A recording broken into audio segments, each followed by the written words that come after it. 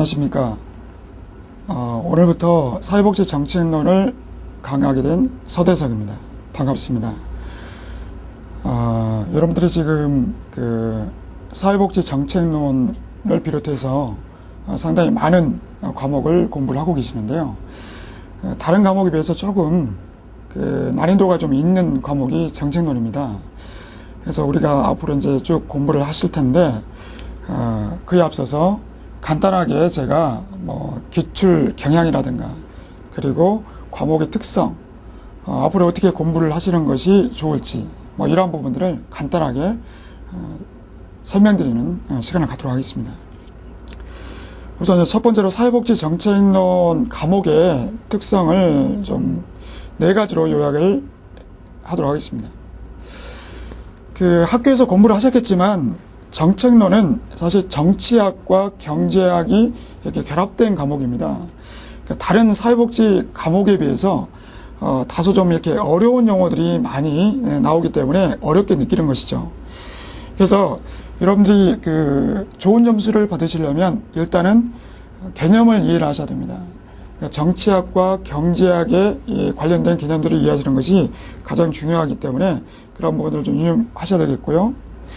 두 번째 특성은 개념을 이해하는 것과 함께 좋은 점수를 받으시려면 그 개념이 어떤 배경으로 어떤 역사적인 맥락 속에서 만들어졌는지를 이해하시면 훨씬 도움이 됩니다. 그것이 안 될 경우에는 단순히 그냥 영어만 외운다고 해서 문제를 풀 수 있는 것이 아니죠. 그 기출문제를 조금 풀어보신 분들은 아시겠지만 문제를 상당히 응용을 많이 합니다. 그렇기 때문에 여러분들은 그 배경 지식을 아는 것이 중요하고 그런 것들이 없을 경우에는 상당히 어려움을 겪게 됩니다. 다행스럽게도 그 우리 교재에서는 그 상당히 배경을 설명하는 부분이 많습니다. 뭐 예를 들어서 뭐 한 걸음 더, 뭐 잠깐, 그리고 묻고 답하기, 뭐 이런 것들이 상당히 이제 배경 지식을 넓히는 데 도움이 되는데 이 부분은 꼭 읽고 넘어가시는 게 좋을 것 같습니다. 그리고 또 하나 이제 특징이 그 정책론은 다른 과목하고 좀 틀리게 그 목차가 11강으로 되어 있습니다. 다른 과목들은 보통 한 14강 또는 이제 뭐 15장 뭐 이렇게 구성되어 있는데 11장으로 구성되어 있기 때문에 언뜻 보면은 상당히 양이 적은 것처럼 착각을 할 수가 있습니다. 그렇지만 사실 저도 뭐 이제 그 오프라인 대학에서 강의를 쭉 하고 있지만 사실 이게 이제 얇아 보이지만 양이 상당히 많습니다. 실제로 다른 과목들은 일반 대학에서 그 수업 교재로 쓰이는 그 책 한 권만 공부를 해도 그 사실상 그 시험 문제하고 좀 연관성이 좀 많이 있습니다.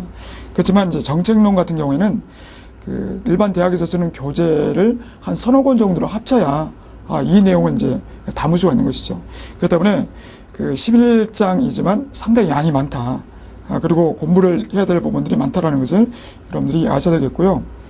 그 네 번째 특징은 정책론은 이제 전체 내용이 상호 밀접하게 연관되어 있습니다.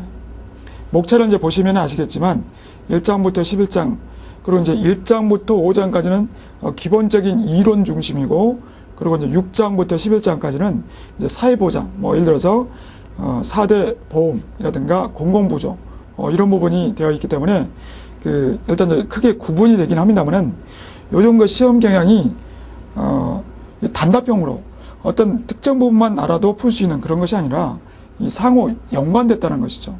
무슨 말이냐면 1장이 나왔던 내용과 5장이 나왔던 내용과 11장이 나왔던 내용이 한 문제 안에 다 담아서 나온다는 것이죠. 한 문제 안에 다 이렇게 이제 포함이 된다는 것입니다. 그러한 특징이 있기 때문에 그 정책론을 이제 공부하시려면 전체를 아셔야 됩니다. 부분적으로 아셔가지고는 도움이 안 된다는 것이죠. 그래서 그런 이제 특징이 있다는 것이고요. 그렇게 특징을 이제 말씀을 드리고 그리고 이제 두 번째로 기출 경향을 좀 간단하게 말씀드리자면 요즘 가장 두드러진 특징이 그 새로운 이슈와 관련된 문제들이 나온다는 것이죠. 그래서 다른 과목들은 어떻게 보면 그 새롭게 바뀌는 사항이 많지가 않습니다. 뭐 실천론이라든가 기술론이라든가 뭐 그런 부분들은 그냥 그 이론을 알고 있으면 그대로 적용하면 되는 것인데 정책론이라든가 법제론 뭐 이런 것처럼 이 실사와 관련되는 그런 과목들은 자꾸 내용이 바뀝니다. 그렇기 때문에 여러분들이 그 사회적 이슈에 관심을 갖고 계시면 훨씬 도움이 됩니다. 그래서 그 사회복지 정책은 이제 항상 새로운 이슈와 관련되기 때문에 그런 문제를 여러분들이 이제 익숙해지셔야 한다는 것이죠. 그리고 이제 또 하나의 그 경향은 우리 책에 있는 기본서라든가 그리고 여러분들이 그 학교에서 배웠던 그런 그 내용 또는 이제 그런 이제 용어, 개념 이런 것들이 그대로 출제되는 것이 아니라 내용이 살짝 바뀐다는 것입니다. 익숙하게 들어왔던 용어나 개념이 시험 문제는 이렇게 그 상당히 좀 많이 이렇게 틀어서 나온다는 것이죠. 그러니까 처음 듣는 말 같고 처음 보는 그 개념 같은데 사실은 꼼꼼하게 이렇게 그 공부하시다 보면은 이미 알고 있는 내용이죠. 말만 조금 바꿨다는 것이죠. 거기서 여러분들이 함정에 빠지시면 안 된다는 것이죠. 이제 세 번째로는 그 갈수록 이제 그 정책론의 내용이 뭉뚱그려지는 문제들이 많이 나온다는 것이죠. 아까 제가 잠깐 말씀드렸지만 정책론은 그 단답형 문제가 많지가 않습니다. 전체를 알아야 그리고 전체를 이렇게 이제 섞어서 나오는 경향들이 최근 들어서 상당히 많습니다. 그래서 그 다른 과목에 비해서 어렵게 느껴지는 이유가 이제 그런 이유 때문인 것이죠. 자, 그러면 어떻게 공부를 하면 좋을까요? 제가 이제 몇 가지로 말씀을 좀 드리자면 우선 이제 그 개념을 이해하는 것이 핵심입니다. 다른 과목도 마찬가지겠지만 특히 그 정책론은 정치학과 경제학이 이렇게 맞물리는 과목이기 때문에 생소한 용어들이 많고 그 용어를 이해하는 것이 상당히 어렵습니다. 그래서 이 개념을 이해하는 게 중요한데 이때 이제 한 가지 팁이 있다면 왜 그런 개념 또 왜 그런 용어를 썼는지 여러분들 스스로가 한번 되물어 보십시오. 그러니까 무슨 말이냐면 왜 이런 용어를 썼을까? 나 같으면 이런 용어를 쓰지 않았을 텐데 이렇게 이제 의문을 가지고서 그 개념을 보다 보면은 의문이 풀립니다. 그 의문이 풀리면 자연스럽게 개념이 내 것이 된다는 것이죠. 그러니까 단순하게 이렇게 억지로 암기를 해서는 상당히 어렵다. 그리고 이제 두 번째는 제가 또 배경 지식을 공부하는 것이 중요하다고 말씀을 드렸는데요. 이것도 이제 억지로 이렇게 암기 위주로 공부하면 어렵습니다.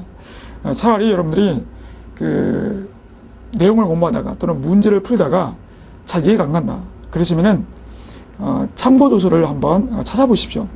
그러니까 상당히 좀 시간이 걸릴 것이고 수고스러운 과정이 될 것입니다. 그렇지만 그 과정을 통해서 집중력이 생기고 자꾸 그 내용을 이제 생각하게 되다 보니까 억지로 외우지 않아도 자연스럽게 내 것이 된다는 것입니다.